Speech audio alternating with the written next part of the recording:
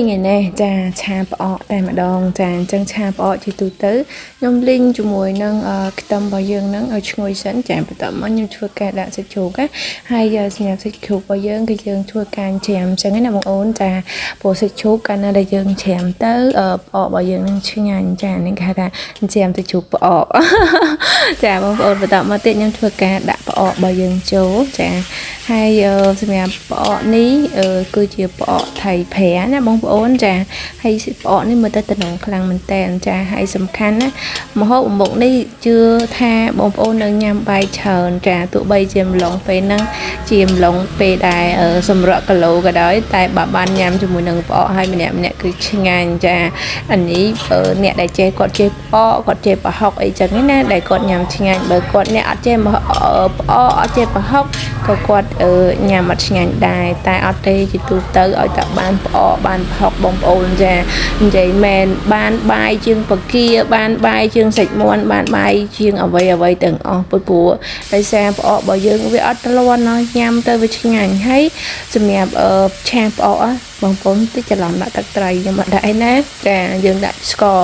ហើយស្ករនេះផយច្រើនតិចដើម្បីឲ្យប្អូនរបស់យើងមានរសជាតិឆ្ងាញ់អញ្ចឹងណាអញ្ចឹងអ្នកឆាប្អូនត្រូវការស្ករចាបន្ទាប់មកយើងធ្វើការដាក់ប៊ីចេងបន្តិចមកដើម្បីឲ្យចាប្អូនរបស់យើងហ្នឹងឆ្ងាញ់ចាមិននិយាយថាប៊ីចេងស្ករនេះគឺថាខ្វះអត់បានទេបងប្អូនចាហើយបើសិនជាបងប្អូនអត់មានក្មេងទូចអីទេបងប្អូនអាចដាក់ម្ទេស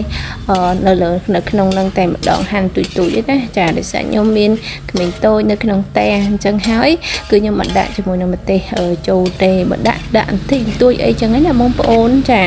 អញ្ចឹងហើយយើងធ្វើការកូរចោះកូរឡើងត្រឡប់ចុះត្រឡប់ឡើងទៅបងប្អូនចានិយាយមែនណាចាឲ្យតែឆាផ្អកខ្ញុំញ៉ាំបាយអស់ច្រើនណាស់បងអូនអើយចានិយាយថាឆ្ងាញ់អូឆ្ងាញ់ហើយម្ហូបមុខនេះចាអាយុកាន់តែច្រើនកាន់តែចូលចិត្តចាពីព្រោះអាយុកាន់តែច្រើនណាតិចថាញ៉ាំសាច់គោហ្នឹងអូពិបាកតាពីមិនមុតចាអាយុត្រឹមប៉ុណ្្នឹងឯណាបងប្អូនចេះតាពីមុតហើយអញ្ចឹងចាស់បងប្អូនឃើញចាស់ភាគច្រើនក៏ចូលចិត្តញ៉ាំណាចាហើយមិនលក់ថ្ងៃនេះមានតែប៉ុណ្ណេះទេមានតែសក់ហើយមានជាមួយនឹងស្ពៃក្តោបហើយមានជាមួយនឹងពពាយអីចឹងមកចាហើយមកមើលប្អូនរបស់យើងនេះឥឡូវនេះគឺឆ្អិនហើយចាអញ្ចឹងប្អូនរបស់យើងបងប្អូនចាចាំសាច់ជ្រូកឲ្យរឹតតែម៉ត់ជាងនឹងទៀតណាចារឹតតែឆ្ងាញ់រឹតតែជាតិខ្លាំងតែម្ដងចាអញ្ចឹងម្ហូបមុខនេះបងប្អូនចាខ្ញុំនិយាយមែនណាខ្ញុំជាធម្មតាគឺញ៉ាំបាយមួយចានជាង2ចានតែញ៉ាំម្ហូបនេះ3ចានហ្មងណា